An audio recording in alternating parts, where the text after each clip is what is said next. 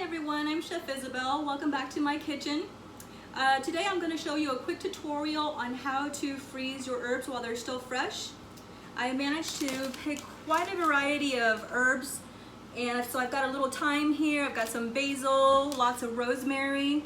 So what I did was I got one of my little ice cube trays and I filled it quite a bit with some rosemary. You can see that there. Let's see. There, that's a better view. So I filled them about halfway with rosemary, and I've got some thyme that I've already picked apart, and so I'm just going to fill in the rest of that. Not completely, just enough to give me a variety to choose from. So I'm going to leave some of the rosemary alone, and I'm going to have mix some of the thyme with the rosemary, and then I've got a little basil here too that I'm going to mix with the rest of my rosemary. And I guess I can go ahead and show you how easy it is to just pick these apart. So I've got my rosemary here. I'm just going to grab it from the tip, and pull that out, and just pull. Oh.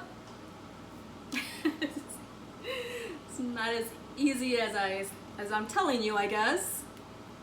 Anyway, I managed to get quite a few of the rosemary stems here, and I'm just gonna simply put them in my tray.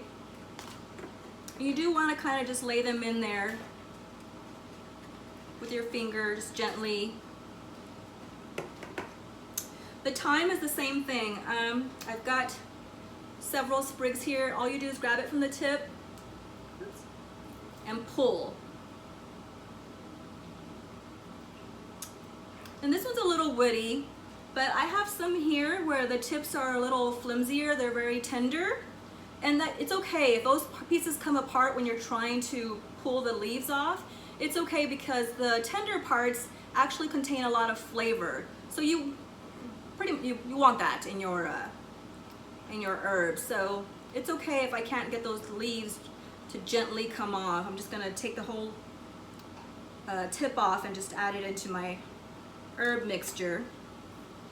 But when you get to the end here, if you can see that, it gets a little woody.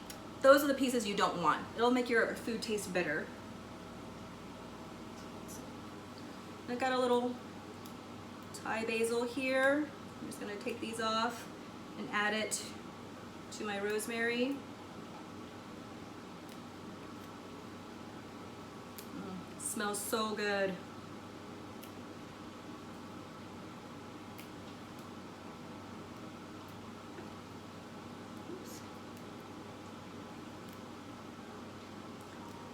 Definitely, you can use a variety of herbs. Last week I did some sage as well. Some of the leaves don't fit, so it's okay if you want to just go ahead and just gently pick them apart. Okay. Now, I'm going to move this over.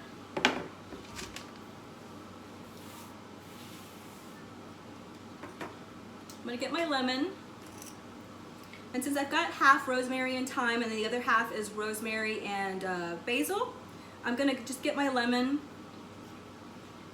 and go over the center. That way I get half of each one.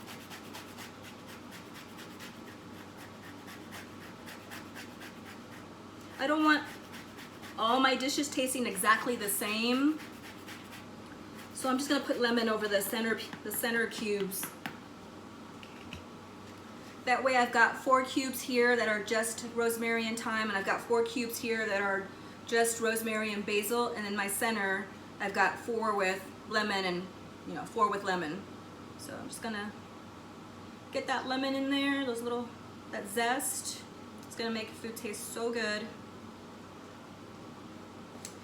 Then I've got some unfiltered olive oil.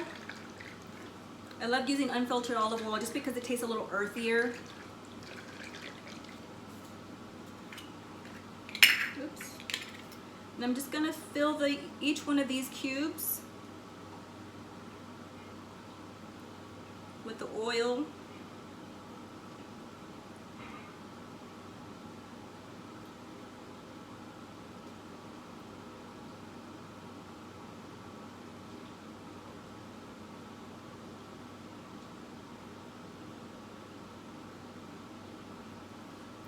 This one needs a little more on this end.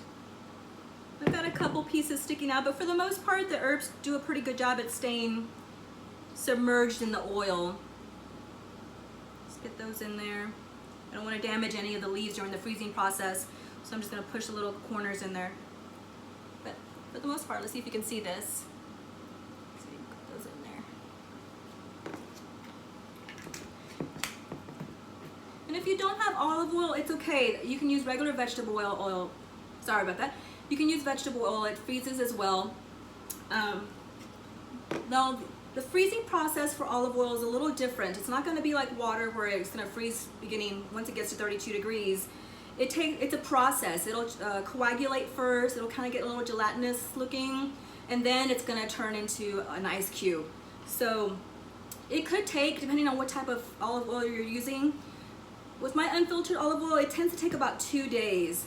So this is not something you want to do if you're going to use it, you know, the very next day. It takes a process. It could be anywhere from 1 day to 3 to 4 days. It just depends on what type of olive oil you're using. And sometimes you might notice that you're using the same exact olive oil every single time, but it takes a little longer some days, and some days it doesn't. And that's because not all olive oil is the same. So even if you get the same brand, all olive oil batches are very different, depending on the time of year, depending on the type of where they were grown, the type of dirt that was used. And there's so many different factors involved that every batch is different. So it may just take a little longer sometimes than others, but never more than just a few days. Well, I think that's about it. Oh, no. I was going to show you, if you don't have an ice cube tray, not to worry. You can just get these little snack bags and just open it up, put some herbs in there. I go with about a tablespoon. And simply put your olive oil in there. About 2 tablespoons, because that's what most recipes call for. And of course, you're going to want to write with a Sharpie on the outside of the bag what herbs you're putting in, which herbs you're using for this particular bag. And then just lay it flat and freeze it in your freezer. You do want to make sure you get as much air out of the bag as you can. Lay them flat, and then when you're ready to use them, you open the bag up, and it's going to basically be like a popsicle. You can just peel the Ziploc bag back around it and peel it right off, and you can just throw it in your pan. So it makes it really nice when you're making, you're in a rush and you're trying to make dinner, and you can just pop an ice cube in the pan, or if you just want to put it on your vegetables, just do a quick saute or a stir fry. Comes in very handy. Well, that's it for today. Thank you, and I hope you enjoyed these little tips that I have for you. Have a great day. Bye-bye.